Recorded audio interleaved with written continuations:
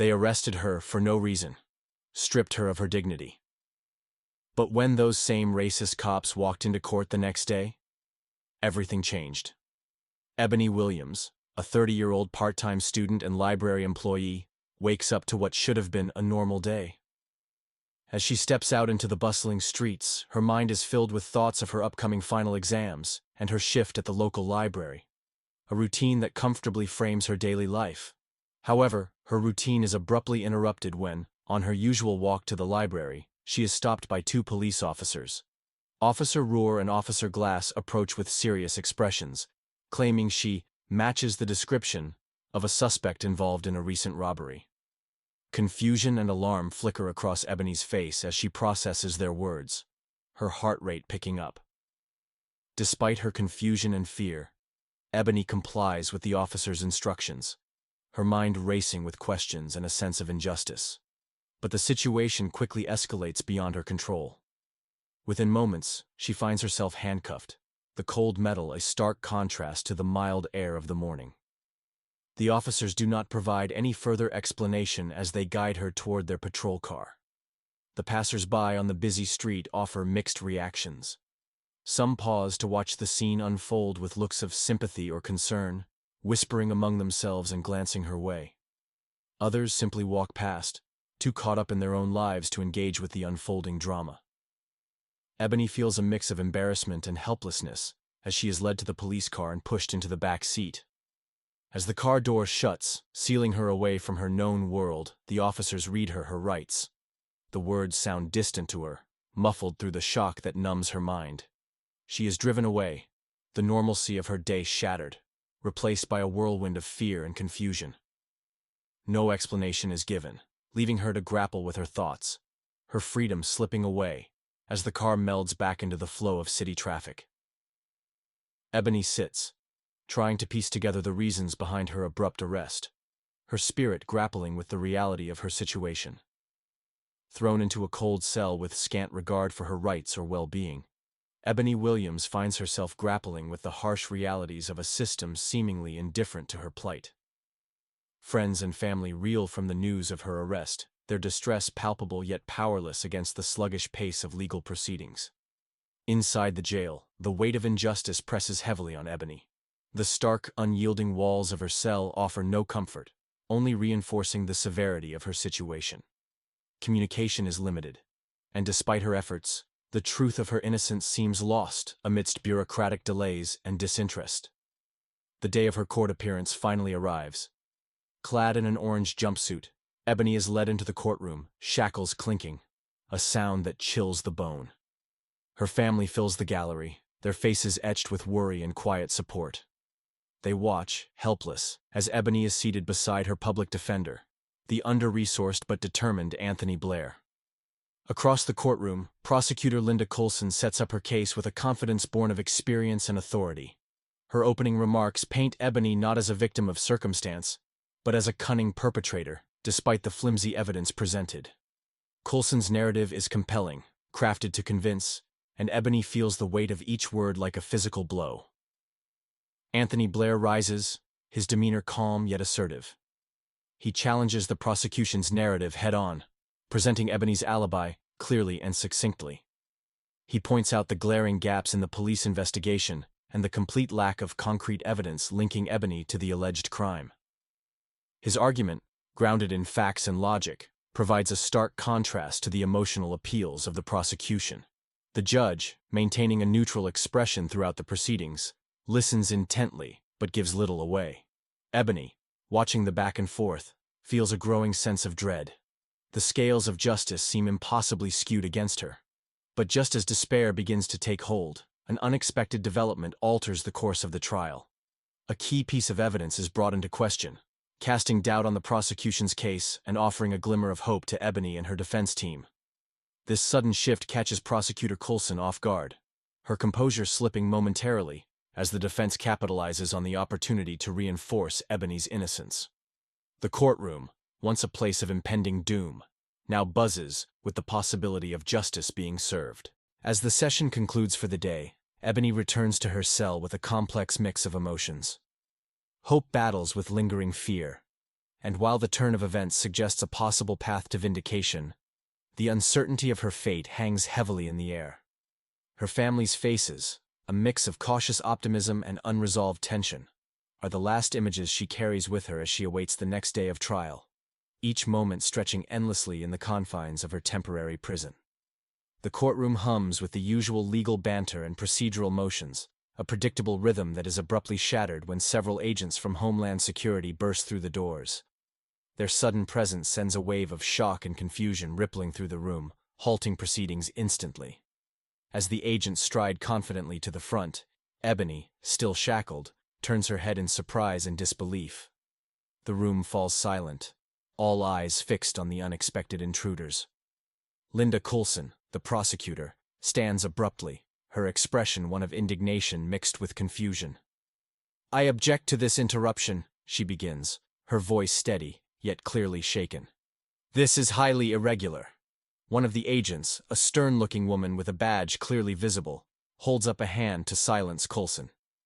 "Your Honor, we have urgent new information that pertains directly to this case," she announces, her tone authoritative and demanding attention. "It is imperative that we address the court immediately." The judge, equally surprised but sensing the seriousness of the situation, nods slowly.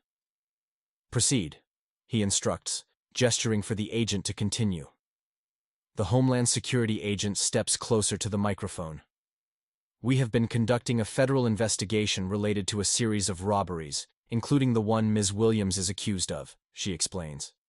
"Our evidence, which was only recently processed due to the complexity of the investigation, shows that the real suspect is not only still at large, but is a key figure in a larger criminal network." She pauses, letting her words sink in before delivering the next blow. "Furthermore, our analysis confirms that Ebony Williams has no connection whatsoever to these crimes. Her arrest was a result of mistaken identity and a misinterpretation of the evidence."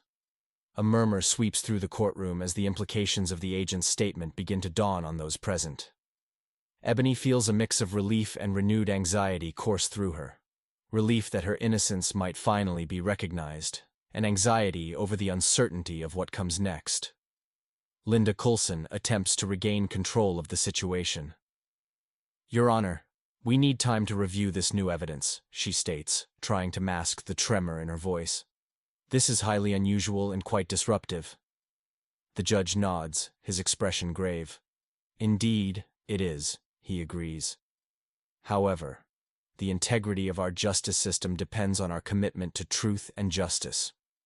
We will recess for the day and reconvene tomorrow morning. I expect full cooperation from both sides in reviewing these new developments." As the judge strikes his gavel, signaling the end of the day's proceedings, the courtroom buzzes with activity.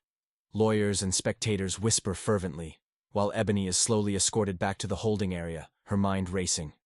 The day had started like any other trial day but had taken a turn she could never have anticipated. As she walks out, her heart holds a cautious hope, bolstered by the sudden, dramatic shift towards her impending freedom. As the Homeland Security agents take center stage in the courtroom, the atmosphere thickens with anticipation and unease. The lead agent, with a composed demeanor, begins to unravel the series of errors that led to Ebony's wrongful arrest. "We have been closely monitoring a group linked to domestic terrorism activities," the agent discloses, her voice clear and resonant in the suddenly quiet room. "Our investigation reached a critical point where rapid action was required to prevent a potential threat." She continues, detailing how the pressure to act quickly led to a cascade of mistakes. "One of our officers, under significant stress to identify suspects involved in the operation, relied on incomplete and flawed intelligence. This led to the wrongful identification of Ms. Williams based on superficial similarities." Turning to Ebony, who listens intently, the agent confirms the validity of her alibi. "After cross-referencing data and timelines, we can unequivocally confirm that Ms. Williams was at her place of employment during the times in question, as she consistently claimed." The agent then addresses the courtroom, her tone becoming firmer as she discusses the mishandling of the case by local law enforcement. "Our review found that crucial facts were overlooked, and there was a failure to follow standard verification procedures. This resulted in Ms. Williams's rights being disregarded and her wrongful detention." The agents proceed to lay out evidence, including surveillance footage and time-stamped communications, that corroborate Ebony's location and activities, effectively dismantling the accusations against her. They display records and photographs that clearly show the real suspect, highlighting the stark differences from Ebony that were ignored in the initial police report. As this new evidence unfolds, the courtroom's atmosphere shifts from initial disbelief to a growing sense of confusion and anger. Lawyers whisper fervently to each other, scribbling notes and questioning previous assertions. Spectators, some of whom had been doubtful of Ebony's innocence, now look on with sympathy and shock at the clear unraveling of law enforcement's narrative. The judge, overseeing the proceedings with a stern expression, calls for order. He acknowledges the gravity of the errors revealed.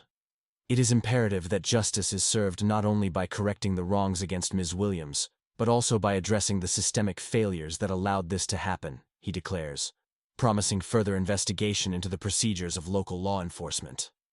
As the session concludes, Ebony sits back, the weight of months of uncertainty beginning to lift, replaced by a cautious relief.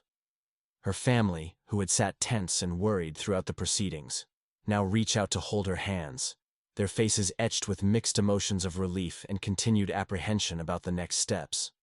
The day ends not with a definitive resolution, but with a clear path towards vindicating Ebony and a broader call for accountability within the law enforcement community. The Homeland Security intervention has not only changed the game for Ebony, but also ignited a necessary dialogue on justice and procedural integrity. In the somber courtroom, the air thick with anticipation, the judge delivers his verdict. After careful consideration of the startling revelations brought forth by Homeland Security, he dismisses the case against Ebony Williams with prejudice. His voice resonates clearly as he condemns the glaring mishandling of evidence and the improper identification practices that led to Ebony's wrongful arrest. As Ebony stands in the courtroom, a wave of relief washes over her. However, the look in her eyes and the set of her jaw speak of a resolve hardened by her ordeal. She understands that while today marks a victory, it is merely the beginning of a broader battle for justice.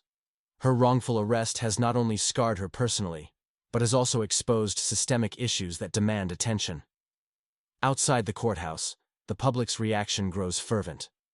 News outlets rapidly pick up the story, broadcasting the dramatic twists of Ebony's case far and wide.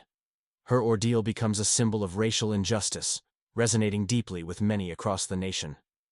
Images of her, handcuffed yet defiant, become emblematic of the struggle against a flawed justice system. Meanwhile, activists and civil rights groups seize the moment to galvanize support. They organize rallies and press conferences, using Ebony's story to highlight the pervasive issues within local law enforcement.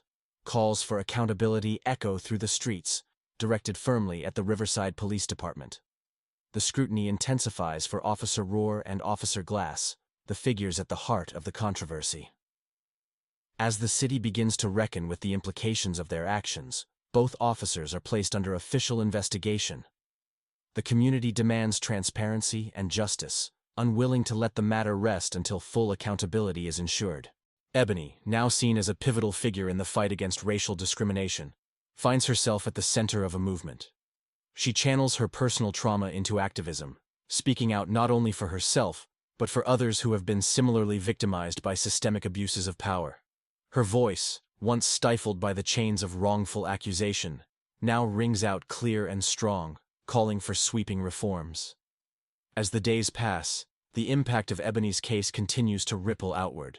Discussions about race, policing, and justice permeate public discourse, fueled by her unwillingness to be silenced. The local police department faces mounting pressure to reform, with the community watching closely to ensure that real change is implemented. Through it all, Ebony stands resilient, transformed by her experiences into a beacon of hope and resistance. Her journey from a wrongfully accused library employee to a leader in the fight for civil rights encapsulates the ongoing struggle for justice and equality in America. Her story, marked by pain but also by profound courage, serves as a powerful reminder of the work that lies ahead in the quest to ensure that such injustices are never repeated. Now free from the charges that once clouded her future, Ebony Williams takes a deep breath of freedom, but her spirit remains restless. The dismissal of her case marks not the end of her journey, but the beginning of a new chapter in her fight for justice. Determined to transform her ordeal into a catalyst for change, Ebony sets her sights on systemic reform. She starts by channeling her energy into advocacy, organizing marches that sweep through the city streets, drawing crowds that echo her call for change. Her voice, strong and unwavering, resonates at speaking engagements, where she shares her story, a poignant testament to the racial profiling and systemic injustices that persist in the justice system. Her words stir the hearts of her listeners, inspiring action and kindling a fire of activism among communities. Ebony's efforts soon extend beyond public demonstrations. Recognizing the need for legal action to hold the responsible parties accountable, she retains a skilled lawyer with experience in civil rights litigation. Together, they file a lawsuit against the Riverside Police Department, targeting not only the wrongful arrest and the humiliation she endured, but also the discriminatory practices that allowed such an injustice to occur. As the lawsuit progresses, Ebony collaborates with various advocacy groups, finding solidarity and support among fellow activists. These alliances strengthen her platform, amplifying her voice as she calls out the deeply ingrained racism that taints the justice system. Her activism sheds light on the broader implications of her case, highlighting the urgent need for comprehensive police reform and accountability. Through forums, panels, and media interviews, Ebony articulates a vision for a justice system that upholds fairness and equality, free from the biases that currently mar its foundations. Her relentless advocacy begins to spark discussions at municipal and even state levels, as policymakers and leaders are forced to confront the uncomfortable truths she lays bare.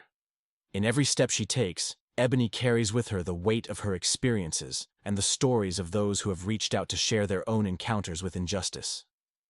These narratives, collected and shared through her growing network, form a compelling case for the dismantling of systemic barriers that disproportionately affect Black communities.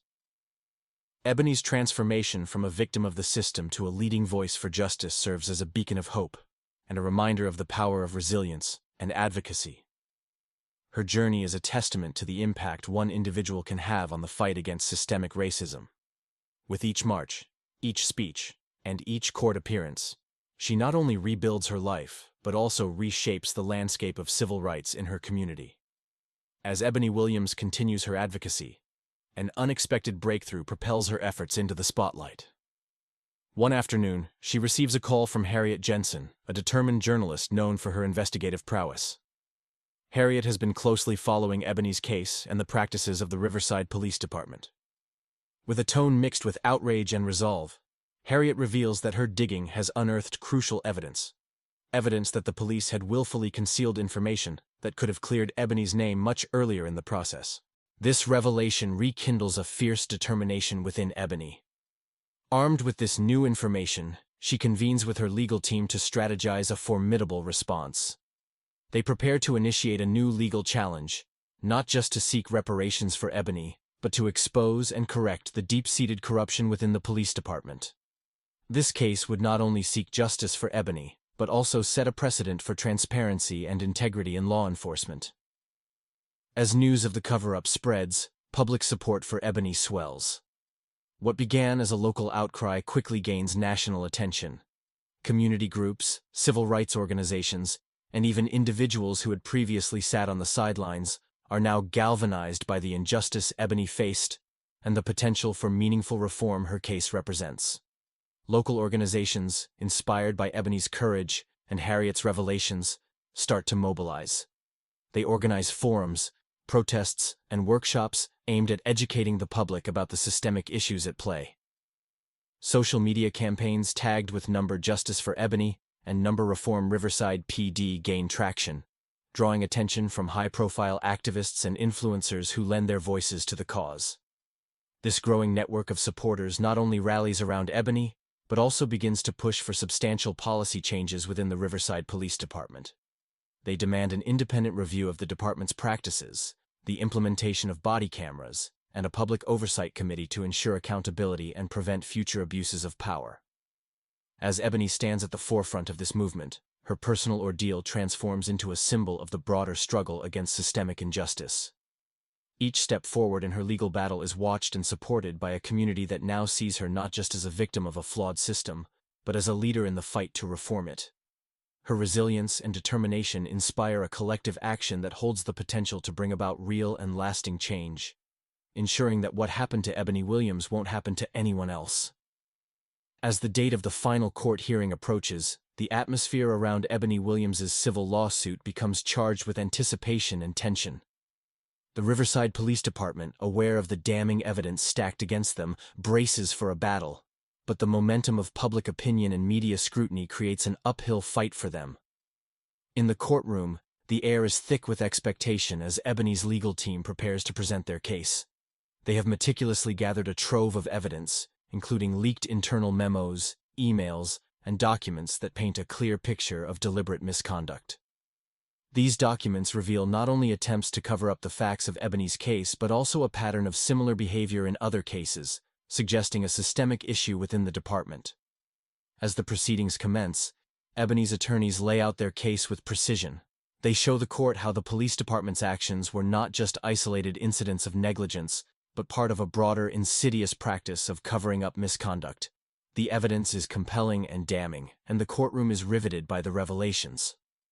Outside the courthouse, the case has become a focal point for discussions about police reform and accountability. Local news outlets camp outside, providing live updates, while national media commentators analyze every development, linking Ebony's story to larger national conversations about justice and reform. The city council, spurred into action by the mounting public pressure and the embarrassing revelations coming out of the courtroom, launches its own investigation into the police department. This inquiry aims to unearth the depth of the issues and ensure such failures in duty and ethics are addressed. As the trial progresses, the police department finds itself increasingly isolated. Testimonies from former and current officers, combined with the incontrovertible paper trail presented by Ebony's lawyers, leave little room for doubt about the pervasive culture of cover-up and corruption. The climax of the trial comes when a high-ranking officer is compelled to admit on the stand that the department had indeed engaged in practices designed to protect its own from accountability at the expense of justice for the public. This admission sends shockwaves through the community and cements the case in Ebony's favor. The judge, after considering all the evidence and testimonies, delivers a scathing verdict against the police department. The ruling not only grants Ebony a significant settlement, but also orders sweeping reforms within the department, including increased oversight and the implementation of stricter ethical guidelines. As Ebony walks out of the courthouse, she is met with cheers from supporters who have followed her journey. Her victory is not just a personal relief, but a beacon of hope for many who see her case as a turning point in the fight against systemic injustice. Her ordeal has not only cleared her name, but has ignited a movement that promises to hold power accountable and ensure that the scales of justice weigh fairly for everyone, regardless of background or status. Ebony's courage and perseverance have inspired countless others to stand up and demand change, marking her story as a pivotal chapter in the ongoing dialogue about civil rights and police reform. Ebony Williams stands outside the courthouse, a tangible aura of triumph mingling with a sober reflection on her journey. The settlement of her case marks a profound victory, not just for her, but for the community at large. The court's decision to award her a significant financial settlement acknowledges the injustice she endured, and more critically, it forces the Riverside Police Department to adopt sweeping reforms. These include the mandatory use of body cameras by all officers, and the establishment of external oversight committees to ensure transparency and accountability within the force. With the resources now at her disposal, Ebony is driven to ensure that no one else suffers a similar fate. She establishes a foundation dedicated to combating racial injustice within the legal system, focusing on supporting those who have been wrongfully accused or mistreated. Her initiative offers legal aid, supports legislative reforms, and creates educational programs to raise awareness about the systemic biases that continue to permeate the justice system. Ebony becomes a pivotal figure in the movement for justice reform, her story inspiring countless others to engage with and challenge the disparities in legal treatment that many minorities face. Her efforts lead to significant changes, not only in Riverside, but in how police misconduct and systemic injustice are addressed nationwide. As she stands before a gathering of supporters, activists, and the press, Ebony reflects on her journey. The road has been fraught with challenges, each one a test of her resilience and resolve. She thinks about the deep personal costs of her battle, the strain on her family, and the sacrifices made along the way. Yet, she also considers the progress spurred by her struggle, the reforms implemented, the conversations ignited, and the community that has rallied around her cause. I stand before you not just as a victim of a flawed system, but as a testament to what we can achieve when we refuse to be silenced, she declares, her voice resolute and clear. This victory is not the end, but the beginning of our fight. We have laid the groundwork for a fairer, more just system, and we must continue to push forward. Ebony's message resonates, drawing nods and applause from the crowd. She talks about the future, about her commitment to expanding her foundation's reach, and about her ongoing advocacy for legislative changes. She highlights the importance of community engagement and the power of collective action. As the event concludes, Ebony looks out at the faces before her, each one reflecting a mix of hope, determination, and gratitude. She knows the path ahead is long and fraught with challenges, but she is ready to lead, to advocate, and to inspire. The story of Ebony Williams closes on a note of powerful resolve, her life transformed from a narrative of personal suffering to one of impactful leadership. She remains a beacon of justice and an unwavering champion for the truth. Her legacy defined by her courage to stand up against injustice and her relentless pursuit of equity and reform.